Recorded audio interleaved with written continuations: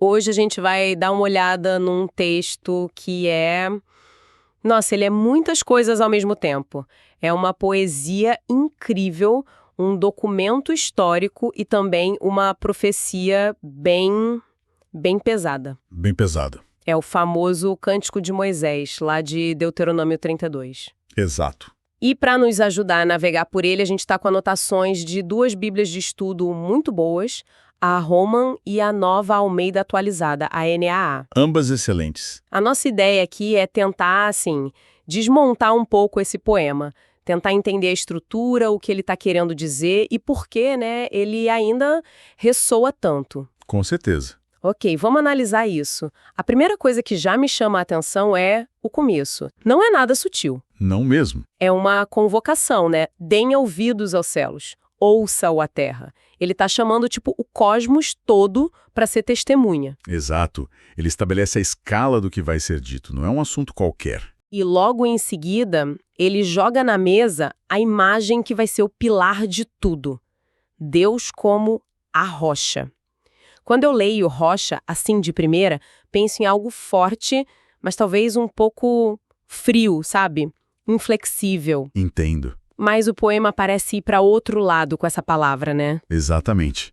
É menos sobre ser frio e muito mais sobre ser absolutamente confiável. As notas das nossas fontes batem muito nessa tecla. Ah, é? Sim, a rocha aqui é um símbolo de estabilidade, de refúgio, de salvação. Pensa num deserto. Uma rocha gigante é sombra, é proteção, é o único ponto de referência que não muda. É a única coisa permanente ali. Exatamente. E aí o poema faz um contraste brutal e imediato. Ele descreve Deus como essa rocha perfeita e logo na sequência, o povo é chamado de geração perversa e deformada. Nossa. O conflito todo já está ali, nos primeiros versos. A fidelidade da rocha contra a instabilidade do povo. E essa rocha, como você falou, não é uma força distante. Pelo contrário, o texto usa umas imagens de um carinho, de um cuidado que é quase obsessivo. Totalmente. Fala que Deus os encontrou numa terra deserta, num ermo solitário povoado de uivos e que os guardou como a menina do seu olho. Essa expressão, é de uma intimidade... É de uma intimidade tremenda. E essa intimidade é a chave para entender a tragédia que vem depois. O cuidado é tão detalhado, sabe? Sim. Usa a imagem da águia que ensina os filhotes a voar, que carrega eles nas asas. É um cuidado absoluto. É uma dependência total. Isso. E as fontes também destacam um ponto fascinante ali nos versos 8 e 9. Diz que quando Deus distribuiu as nações, ele fixou as fronteiras pensando no número dos filhos de Israel. Como assim? A nota da Roman sugere que, desde o começo, no grande plano das coisas, Israel já tinha um lugar central. Eles são a porção do Senhor, a herança dele. Entendi. Não por serem melhores, mas por uma escolha. E é essa escolha, esse cuidado todo, que torna o que vem a seguir tão chocante. Esse cuidado todo torna a virada da história ainda mais brutal. Porque a pergunta que fica é: como um povo que foi cuidado desse jeito chega ao ponto da traição? E o poema parece dar uma resposta bem direta. Dá sim. Foi a prosperidade. Exato. E esse é talvez um dos pontos mais contraintuitivos e psicologicamente profundos do texto.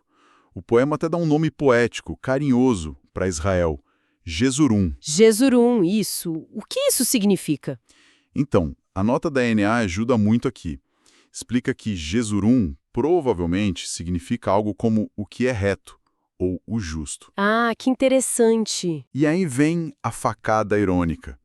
A frase seguinte é: Jesushun engordou e deu coices. Nossa. A nação que deveria ser a justa se rebela justamente quando tudo vai bem.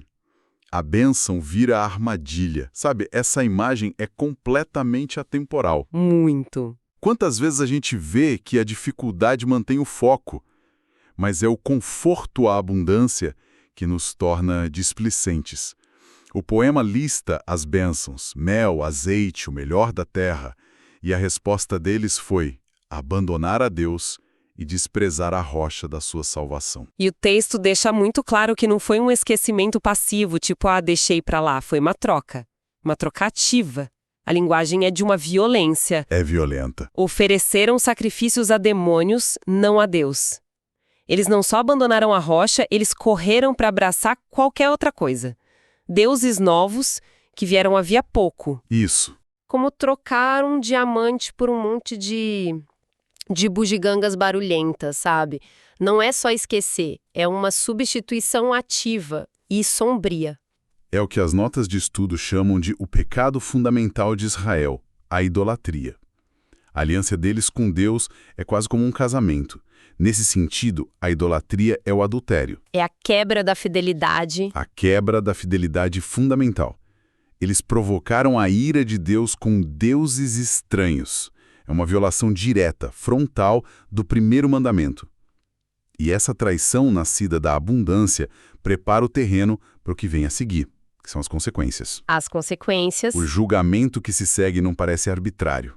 Ele parece a consequência lógica e trágica de uma escolha. E quando essas consequências chegam, nossa, a linguagem do poema explode. É quase cinematográfico, sabe? É muito visual. E bem violento. Fala de um fogo divino que queimará até o mais profundo do inferno. Fala de flechas embebidas em sangue, de fome, de peste, dentes de feras. Tem uma desolação completa. É uma visão de desolação completa, que não poupa ninguém. É bem difícil de ler, na verdade. É uma linguagem poética, claro, hiperbólica. O objetivo não é ser um documentário, mas comunicar a seriedade absoluta da quebra da aliança. É para causar um impacto. Um impacto visceral. Isso. E dentro dessa descrição toda, os comentários da Bíblia Holman apontam para um princípio de justiça que é fascinante.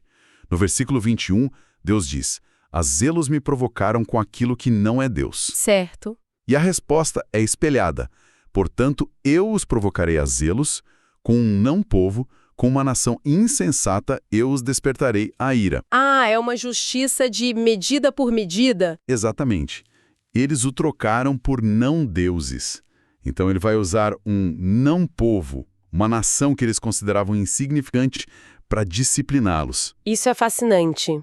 Então a punição não é só uma punição, ela é um espelho. Isso mesmo. Ela é projetada para que eles entendam exatamente a natureza do erro. É quase pedagógico, de um jeito bem duro. De um jeito bem duro. Mas tem um detalhe que me chama a atenção.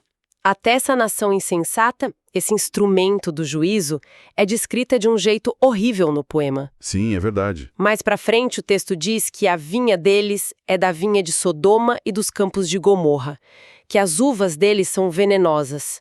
Ou seja, os inimigos que punem Israel também são podres. Exato. E se a gente conecta isso ao quadro geral, a coisa fica mais complexa e, assim, genial. O poema está dizendo que tanto Israel, o povo escolhido, quanto as nações pagãs que o punem, são moralmente corruptas. Todo mundo. Mundo caído. E isso cria uma tensão teológica enorme. Com certeza. Se todos são falhos, o povo da aliança e seus opressores, então, onde é que está a esperança? Qual é a saída? Se a rocha é o único ponto firme e todo o resto é esse caos, para onde se olha? Para onde se olha? E essa tensão é exatamente o que prepara o palco para o clímax do poema. Exato, a gente fica meio sem chão, parece um beco sem saída. Mas aí o poema vira completamente de tom, não é? Vira! A câmera, que estava focada na destruição, de repente dá um zoom out e foca só em Deus. E a frase que marca essa virada é: "A mim pertencem a vingança e a retribuição." Esse é o ponto. A justiça final não está na mão da nação insensata, está na mão de Deus. Esse é o clímax teológico do cântico. Ele se cristaliza na declaração do versículo 39, que é uma das afirmações monoteístas mais fortes de toda a Bíblia. Qual é? Vejam, agora, que eu sou e não há nenhum Deus além de mim. Ponto. Depois de mostrar a inutilidade dos ídolos e a maldade das nações, a conclusão é essa: só existe um poder soberano. Só um. E ele continua: "Eu faço morrer e faço viver. Eu firo e eu saro, e não há quem possa livrar alguém da minha mão." É a afirmação da soberania absoluta. No fim das contas, a história não é sobre Israel ou sobre impérios. A história é sobre a soberania da rocha. Pera um pouco. Depois de toda essa fúria, esse fogo, essa vingança, essa declaração de poder absoluto, a conclusão é sobre compaixão? Parece, né? Eu não esperava por essa virada. Logo depois de dizer, eu faço morrer e eu firo, o texto diz que o Senhor fará justiça ao seu povo e se compadecerá dos seus servos. Como que as fontes explicam essa mudança de tom tão abrupta? Essa é a virada que resolve a tensão que a gente falou antes. O poema revela que o propósito do julgamento não era a aniquilação, era a correção. A correção. E principalmente a demonstração do poder único de Deus. Ele vindica seu povo, mas não porque eles merecem. Eles claramente não merecem. Não mesmo. Ele faz isso para honrar o seu próprio nome, para provar que ele é a rocha fiel, mesmo quando o povo não é. É um ato de graça no fim. Entendi. O julgamento serve para esvaziar a arrogância deles, a confiança nos ídolos, para que eles possam ver que não há outra salvação, senão na rocha que eles desprezaram. E o cântico termina com um chamado para que as nações se alegrem com o povo de Deus, porque ele fará expiação pela sua terra e pelo seu povo. É uma promessa de restauração. Uma promessa final de purificação e restauração.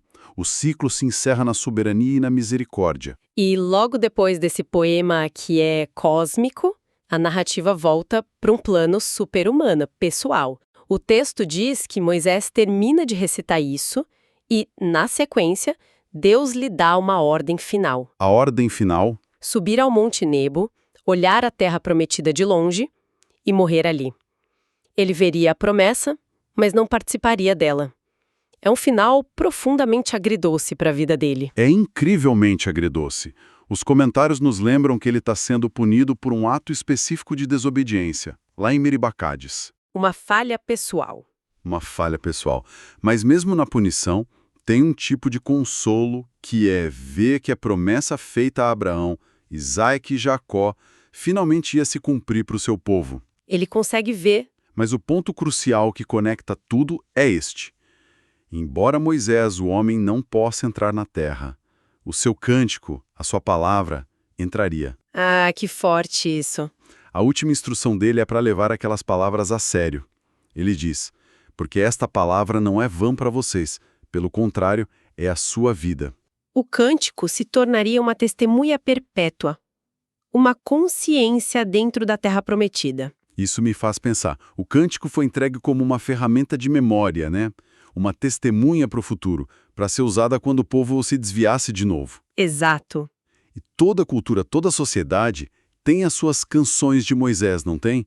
Suas histórias de fundação, seus textos sagrados que definem quem são. Com certeza. E a questão que fica para mim é, será que a gente ainda escuta o que essas narrativas fundadoras estão tentando nos avisar sobre nós mesmos?